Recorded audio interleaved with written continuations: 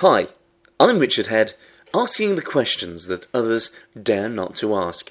Questions like, why is it that when someone tells you there are billions of stars in the universe, you believe them, but if they were to tell you there's wet paint somewhere, you'd have to actually touch it? Did you ever notice that if you blow in a dog's face, it goes mad, yet when you take him on a car ride, he sticks his head straight out of the window?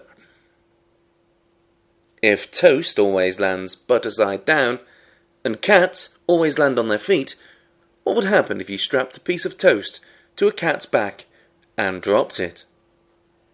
And finally, if you were to choke a Smurf, I'm not saying you would, but if you were to choke a Smurf, what colour would it go?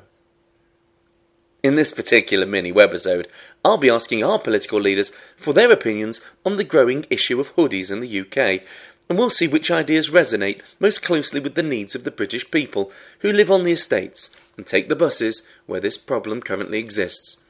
To protect the innocents, as ever, we have changed the voices of our guests.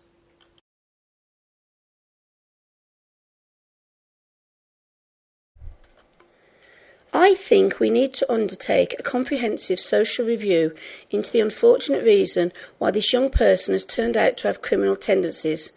What we need to do is carelessly throw billions of pounds of your money at this problem. We need to hire thousands of people with made-up job titles to do jobs with no purpose, defined by high-paying consultants who don't really give a shit. Then, when that doesn't seem to be working, we need to reward these wayward youths for terrorising, vandalising and victimising their neighbourhoods, but by buying them brand new trainers and sending them on lavish holidays. Only through a solution of this complexity will we, the new Labour Party, consult everybody. Act slowly. Spend your money like water, whilst not achieving anything. To demonstrate that we can occasionally take immediate action, we have already started an initiative to send all Scottish hoodies to England, because that's where I'll be retiring shortly.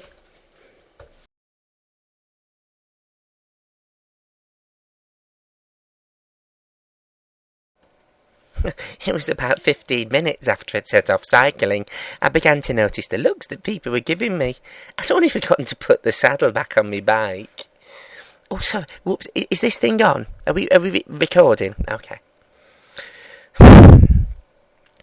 I was going to come on here and tell you about the hoodies needing a hug. That within each dark and cloaked exterior lay a warm and cuddly individual just waiting for the human touch. And that I was prepared to make that first public touch. I would have even stood here today and put my arm around one of them to show you what type of person I am. And that the convictions and my sincerity of my message was clear.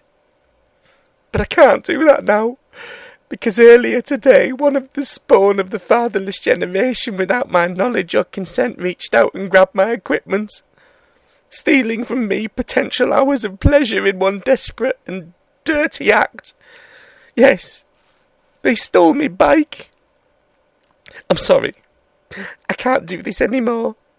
I tell you, what sort of a world are we living in today? Only this morning in the paper I was reading about the dwarf that had been pickpocketed outside his own public library. I had to ask myself, how could anybody stoop so low?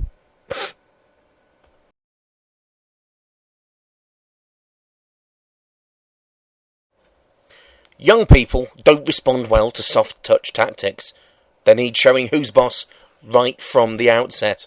So, for a start, if I was to catch a hoodie stealing one of my bikes, well, I'd make use of the expansive boot of my Porsche Cheyenne, easily capable of holding at least 8 of the little blighters, with enough room in the front for me and 4 mates and a variety of tools, hammers, jacks and spanners to cause some lifelong memories to all the hoodlums concerned.